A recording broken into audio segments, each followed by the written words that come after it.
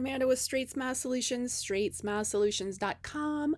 Let's talk about something that I often tell my doctors they need to do, and I realize I probably need to make a video about it. So this is really more for my doctors than for all the random doctors out there on YouTube land who listen to me. My personal clients, Straightsmile Solutions, straightsmilesolutions.com. We do help doctors one-on-one with their cases. We help them with just a case or all their cases.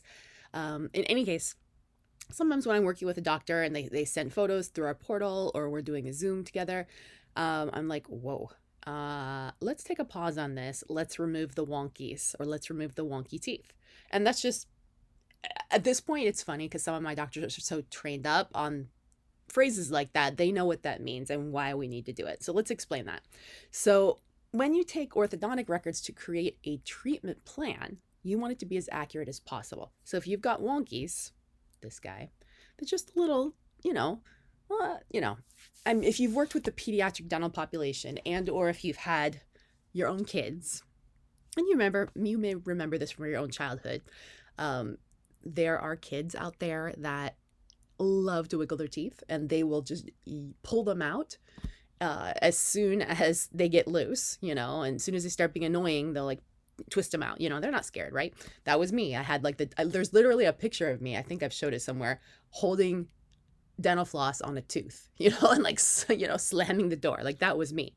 I didn't care. I'm gonna get this stuff out. I'm gonna use Laffy Taffy. I'm gonna do whatever to get out. It's annoying, right? That was me. Of course, I became a dentist, right? No fear of blood, no fear of teeth, don't care.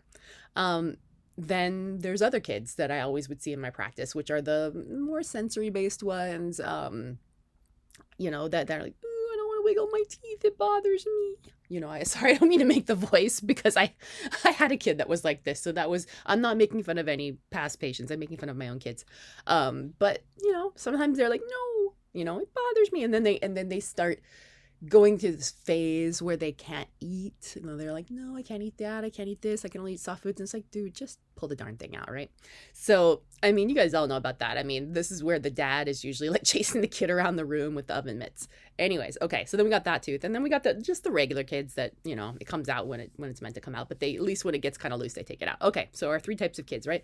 So I'm more talking about the sensitive kids, the kids that don't like to wiggle their teeth and they bite funny to try to avoid putting pressure on it. So you can't take orthodontic records on those kids. They're not ready. Like the records will not be accurate. You're going to have to redo them. So why waste 30 minutes trying to take records if you're going to have to redo them? So if someone comes in, they're like, yeah, we'd like to start ortho. You're like, hey, let's take a scan. Let's take a Ceph. You can take the photos, but you're going to have to retake them.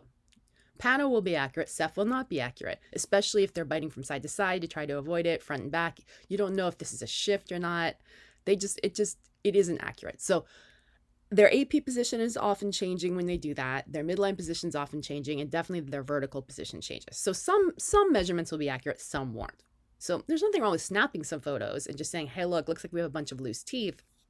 Some wonky teeth. Unfortunately, we can't make an accurate diagnosis or treatment plan until those are out, but I definitely would love to have you get them out. Now, see some of my other videos. I have one, and goodness, I forgot the title of it, but I know exactly what it looks like. It has like a candy bar on it. So it probably is something about loose teeth, and it's definitely in my phase 1 playlist, and we definitely cover it in the phase 1 course, but I talk about using like really sticky candy, but there's a method to this madness. I don't just give them candy. Like, they actually have to follow the instructions. It's literally a candy prescription. This is a great way to grow your practice, is candy prescription, especially if you give them the candy and the instructions.